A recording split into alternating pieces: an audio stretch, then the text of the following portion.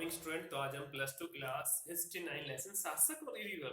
तो इसका हमारा आज लास्ट टॉपिक है कि जेसुइट धर्म प्रचार। हम बात करते हैं मुगल दरबार में जेसुइट धर्म का प्रचार करना।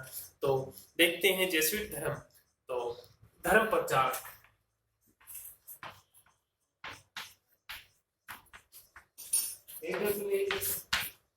तो इस जो लास्ट टॉपिक में है, जो यूरोप को बाहर के बारे में जानकारी जेसुइट धर्म प्रचार को यात्री, व्यापारी और राजनीतिक के विवरणों से हुई है। मुगल दरबार के यूरोपीय विवरणों में जेसुइट वृत्तांत सबसे पुराने वृत्तांत है। 15वीं शताब्दी के अंत में भारत तक एक सीधे समुद्री मार्ग की खोज का अनुसरण करते हुए पुर्तगाली व्यापारियों ने तटीय नगरों में व्यापारिक केंद्रों का जाल स्थापित किया था। यस, हम पुर्तगालियों की बात करते हैं। वास्को डी गामा, जो पुर्तगाली फर्स्ट इंडिया में ट्रेडर के रूप में, व्यापारी के रूप में आया था, वास्को डी गामा। तो 15वीं शताब्दी के अंत में भारत एक सीधे समुद्री मार्ग की खोज का अनुसरण करते हुए पुर्तगाली व्यापारी ने तटीय नगरों में व्यापारिक केंद्रों का जाल स्थापित किया। पुर्तगाली राजा भी सोसाइटी ऑफ जीसस जेसुइट के धर्म प्रचारकों की मदद से ईसाई धर्म के प्रचार प्रसार में रुचि रखता था। 16वीं शताब्दी के दौरान भारत आने वाले जेसुइट शिष्टमंडल व्यापार और साम्राज्य निर्माण की इस प्रक्रिया का सबसे बड़ा हिस्सा था। तो अकबर ईसाई धर्म के विषय में जानने को बहुत ही उत्सुक था। यस, अकबर जो एक मोहम्मदन मुस्लिम जो राजा था, उसने ईसाई धर्म के बारे में बहुत ही गहनता से डीपली जानने को उत्सुक था। उसने जेसुइट पादरियों को आमंत्रित करने के लिए दूत मंडल गोवा भेजा था और पहला जेसुइट शिष्टमंडल फतेहपुर सीकरी के मुगल दरबार में 1580 में पहुंचा और वह लगभग 2 वर्ष तक रहा। इन जेसुइट लोगों ने ईसाई धर्म के विषय में अकबर से बात की और इसके सद्गुणों के विषय में उलमा से वाद विवाद हुआ। यस, डिबेट हुई, वाद विवाद हुआ। उलेमा जो मुस्लिम जो रिलीजन है उसका फेमस होता है धर्म के बारे में, उलेमा। तो लाहौर के मुगल दरबार में 2 और शिष्टमंडल 1591 एंड 1595 में भेजे गए थे। जेसुइट विवरण व्यक्तिगत परीक्षणों पर आधारित है और वे बादशाह के चित्र और सोच पर गहरा प्रकाश डालते हैं। सभाओं में जेसुइट लोगों को अकबर के सिंहासन के काफी नजदीक स्थान दिया जाता था। यस, अकबर का जो ग्रहण था, आसन, वहां उसके सिंहासन था, उसके पास ही जेसुइट लोग बैठते थे बहुत ही क्लोजली। तो इसका मतलब बहुत ज्यादा गहरा लिंक था धर्म में।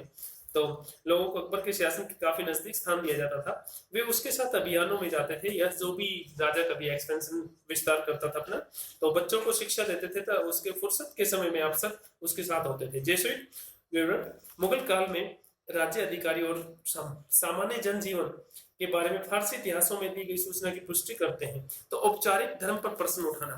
तो हम बात करते हैं, जो हमारा लास्ट टॉपिक है, औपचारिक धर्म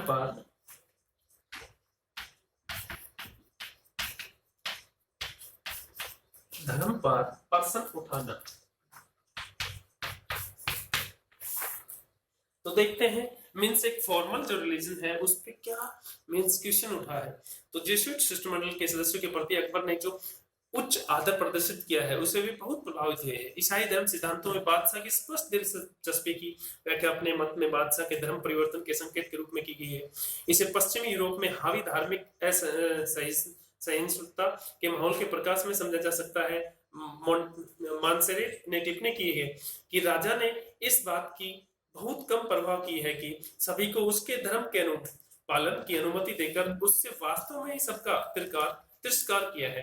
धार्मिक ज्ञान के लिए अकबर की तलाश ने फतेहपुर सीकरी के इबादत खाने में विद्वान, जो अकबर का इबादत खाना मीन्स इबादत खाना में और रिलीजन सभी धर्म के लोग एक साथ बैठते थे, तो जिसमें अच्छे नियम अपना रखे थे।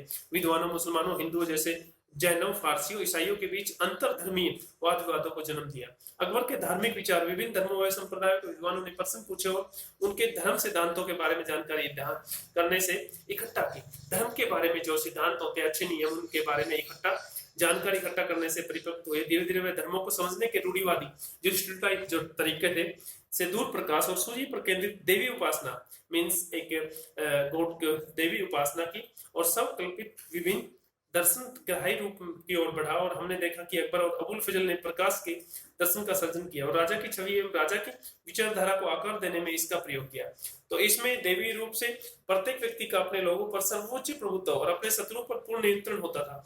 तो हमने इस लेसन में मुगल दरबार के बारे में पढ़ा, डिटेल से जानकारी। तो मुगलों के जो 6 राजा है उनके बारे में हमने लिए स्टार्टिंग से ही बाबर से बात करते औरंगजेब तक, तो इनमें जो मेन जो ज्यादा एडमिनिस्ट्रेटिव था, अकबर इसमें पावरफुल था। तो थैंक यू, आज के टॉपिक बस इतना ही। अब इसके क्वेश्चन आंसर करेंगे, लेसन कंप्लीट हो गया।